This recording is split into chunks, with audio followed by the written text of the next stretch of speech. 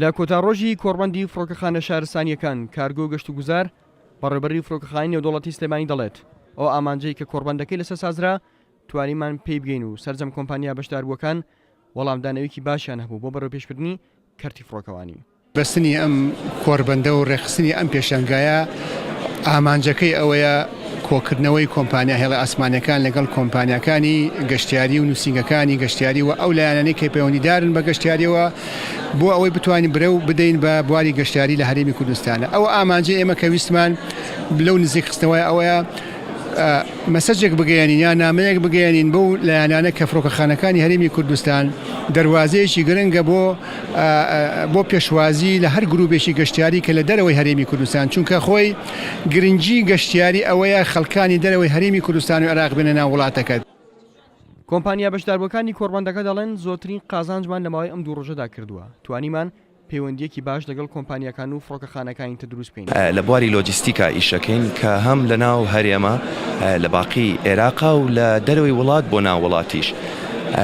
ئێمە لەو باوەڕێیان کە ئەمە ئیسیفادەیەکی زۆری هەیە هەم بۆ شارەکان و مەتاڕەکانی ناو هەرێم و باقی عێراق، چکە لەو باوەڕیان هەتا ئێستا پەیوەندیکی زۆر نەبووە بە تایبەتی لە بینی مەتاڕەکانە. ئێمە وا هەستمان کردووە کە چەند قانون و چەند پرۆسیجەرێک هەیە لە مەتاڕێک باڵێن لە هەولێرە، بەس عینەن پرۆسیجەر و عینەن قانون نییە بڵێ لە مەتاڕی بەغایە لە سلێمانیا لە بەسڕایە. ئێمە هەتا ئێستا بواە نظامی جیامان دابنایە بۆ ئۆفیسە جیاوازەکانمان کە هەر ئۆفیسێک و بڵێ بە نظامێکی جیا ئیشکات. ئەمە بە تەکیدی ئیسیفادەیەکی هەبووە بۆ هەموو مەتاڕەکان کە توانیویانە لە یەک وەختە کۆ ببنەوە. کۆمپانیایەکی هێڵی ئاسمانی میسری دەڵێت لە بەرنامەماندایە گروپی گەشتیاری لە میسرەوە بهینە هەرێمی کوردستان بە تایبەت سلێمانی لەبەرەوەی خاوەنی سروشتێکی جوانە.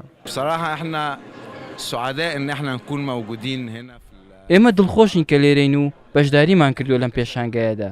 وەک کۆمپانیا میسرەکان پێشکەوتنەکانی فڕۆکەخانە لە گشت بوارەکان دەخینە ڕوو و پێیان ئاشنا دەبین. هیوادارم بتوانین گەشتەکانی نێوان کوردستان و عێراق و میسر باشتر ڕێک بخەینەوە. کۆمەڵێک گیر و گرفت هەیە کە بەرەوڕی فڕۆکەخانەکان ئەبێتەوە لێرەدا من بە هەندێک خاڵ ڕوونی لە ماوەی دوو ڕۆژدا 5 فڕۆکەخانە شارستانێکی عێراق و زیاتر لە 20 کۆمپانیای گەشت و گوزار و هێڵی ئاسمانی و گواستنەوە بەشداریان لە کۆڕبەندی فڕۆکەخانە شارستانەکان کارگۆ و گەشت و گوزار کردو کە تێیدا گرفت و ئاستەنگەکانی بەردەم بواری فڕۆکەوانی و پێشنیار بۆ کردنی فڕۆکەخانەکان بە ناوەندێکی گرنگی بازرگانی و سەرچاوێکی داهات خرایە ڕوو. سەرپەرشتەرانی کۆڕبەندەکەش دەڵێن بەجددی کار لەسەر ڕاستپاردەکان دەکەین.